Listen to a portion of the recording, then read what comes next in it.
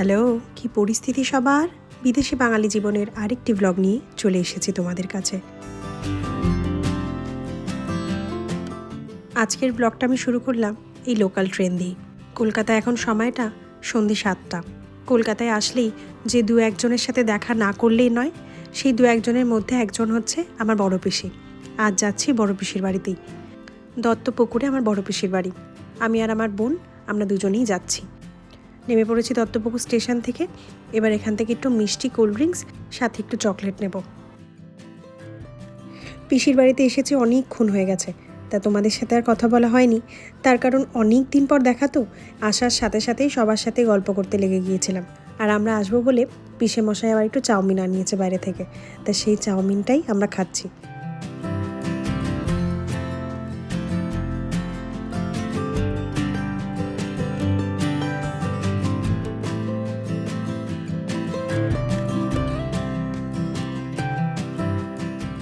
আর এদিকে আমি আমার পছন্দের এক কাপ চা নিয়ে বসেছি।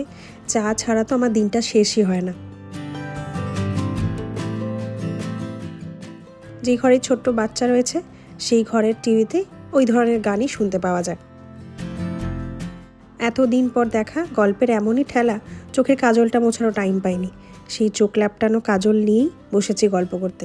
সবাই মিলে একটু আনন্দ মজাই করছি। আর ইনি হলেন আমার পিসির নাতনি, আমার দাদার মেয়ে। চোখের সামনে যদি একটা টিভি চলে তাহলে তার অ্যাটেনশন পাওয়াটা এক প্রকার দুষ্করই।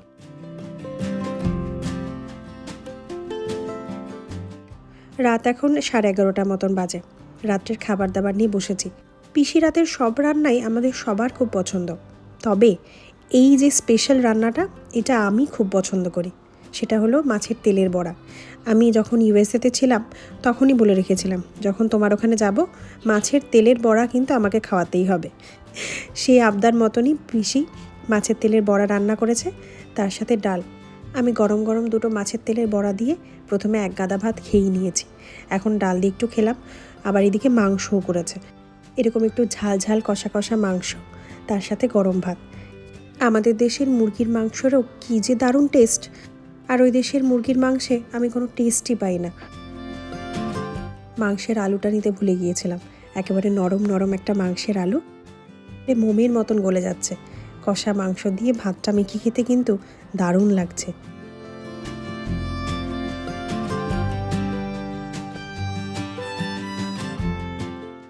বাঙালির শেষ পাতে একটু দই না হলেই নয়, তাই সব শেষে একটু টক মিষ্টি দই খাচ্ছি। খাওয়া দাওয়া সেরে এবার একটু গল্প করব, তারপরে ঘুমোতে যাব। তার আগে আমার দাদা একটু বাচ্চাটাকে ঘুম পাড়িয়ে দিচ্ছে। অনেকটা রাত হয়ে গেছে তো, তোমাদের সাথেও আবার কাল সকালেই কথা বলবো। এখন একটু ওদের সাথে গল্প করি।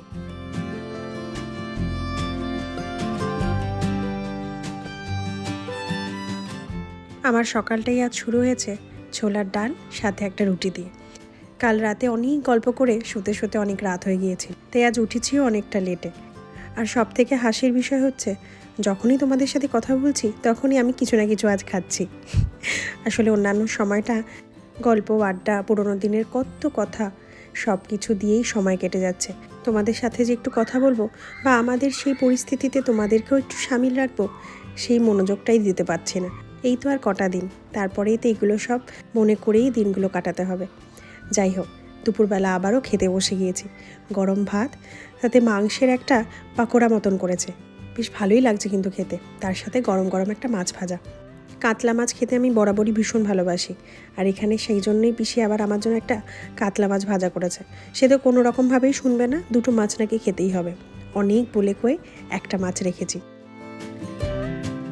তারপরেই চলে এসেছে হাঁসের ডিম, তার সাথে মাংস। সব মিলিয়ে মিশিয়ে একাকার করেই খাচ্ছি। ও, পাশে আবার কিন্তু একটা সাবুর পাঁপড় দেখা যাচ্ছে, সেটাও ছিল। বাঙালি ঘরে কেউ ভালোবাসার মানুষ আসা মানেই খাওয়া দাওয়া। ভালোবাসা বোঝানোই হয় খাওয়া দাওয়া দিয়ে। তার মধ্যে যদি আমার পিসির হাতের রান্নার মতন এরকম দারুণ রান্না হয়। আমাদের ওই দেশে যে হাঁসের ডিমটা পাওয়া যায়, সে যে কোন হাঁসের ডিম আমি জানি না, তাতে আমি কোনো রকম টেস্টই পাই না। আর এখানকার হাঁসের ডিম, আহা, কুসুমটা খেলেই মন প্রাণ জুড়িয়ে যায়। খাওয়া দাওয়া শেষে এখানে ওপর নিচ বিছানা করে গল্প আড্ডা চলছে।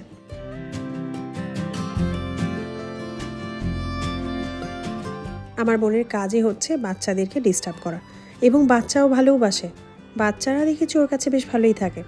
তবে আমার এই দাদার মেয়েকে ও যেহেতু এত রাগাচ্ছে, সেই জন্য আমাকে বলছে যে ও পড়ে আসবে আমার কাছে।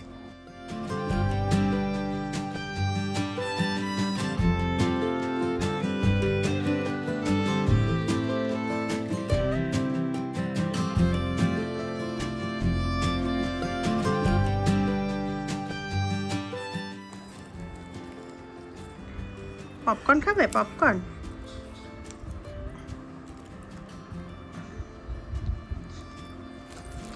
বাবারি বাবারি, পুরোটা নেয় না।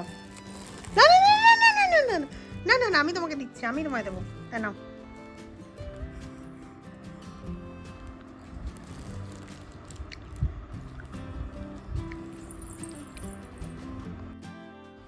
আজ বাড়ি চলে যাওয়ার পালা। বেরিয়েও পড়েছে রেডি হয়ে। তা দাদা বৌদি সবাই যাচ্ছে, আমরা সবাই একসাথে একটু ভাবলাম ফুচকা খাবো। দত্তপুকুরে ফুচকা বেশ ভালো লাগে খেতে। এই ফুচকা খেয়ে তারপরে বাড়ির দিকে রওনা দেব। একটা একটা করে সময়, একটা একটা করে দিন পেরিয়ে যাচ্ছে, আর মনটা যেন বড্ড বেশি চঞ্চল হয়ে উঠছে। চোখের নিমেষে এক একটা দিন চলে যাচ্ছে। আজকের এই আনন্দের দিনটা এসব কথা বলে নিজেরও মন খারাপ করব না, সাথে তোমাদেরও করাবো না। এখানে এসেছে ওরা একটা ওষুধ কিনবে, ওষুধ কিনে আমরা যাব ফুচকা খেতে।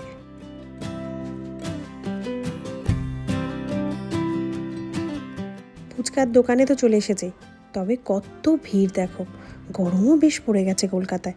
তা অবশেষে অনেকক্ষণ পর আমাদের লাইন এসেছে। এখন আমরা দাঁড়িয়েছি ফুচকা খেতে। এদিকে দাদা নিচ্ছেন একটু প্রিপারেশন। এত ভিড় হয় এই দোকানটায়, ফুচকাটা আসলেই খুব ভালো খেতে।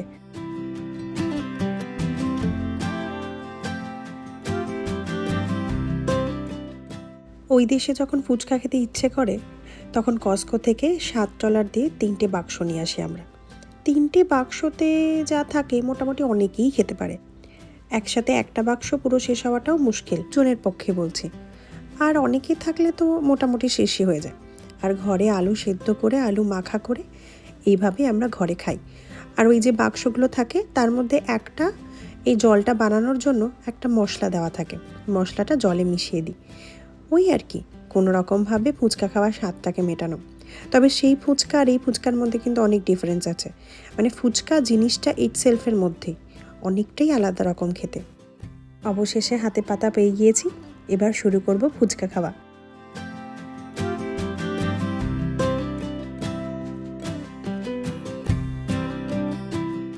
খাওয়া দাওয়া সেরে এবার বাড়ির দিকে রওনা দেওয়ার পালা। এখন এখান থেকেই পাশেই রয়েছে স্টেশন, বাড়ির দিকে রওনা দেব। সেই ছোট থেকে যখনই পিসির বাড়ি আসি, দাদা আমাকে ট্রেনের টিকিটটা কেটে দেয়।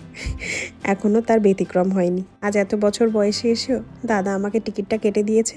আর এই যে আমি বসে আছি, আর ওইদিকে উনি দাঁড়িয়েও রয়েছে। এই সবে ট্রেনটা ছাড়লো আরও বেরিয়ে গেল। এটা আজকের কাহিনী না, সেই ছোট্টবেলা থেকে এই কাহিনীই চলছে। যতক্ষণ না ট্রেন না ছাড়ে দাদা দাঁড়িয়েই থাকে। আমার এই সোনায় মোড়া দিনগুলো তোমাদের সাথে একটু একটু করে শেয়ার করি। হাতে সময় কম, তাই অনেক কম কথা হয় আজকাল তোমাদের সাথে। ফিরে আসবো আবারও খুব তাড়াতাড়ি। আমি আমার ব্লগটা যেখানেই শেষ করলাম। আমার ব্লগ যদি তোমাদের ভালো লেগে থাকে তাহলে লাইক, শেয়ার এবং সাবস্ক্রাইব করো। এবং আমাকে যদি কিছু বলতে চাও অবশ্যই কমেন্ট করে জানিও। ধন্যবাদ।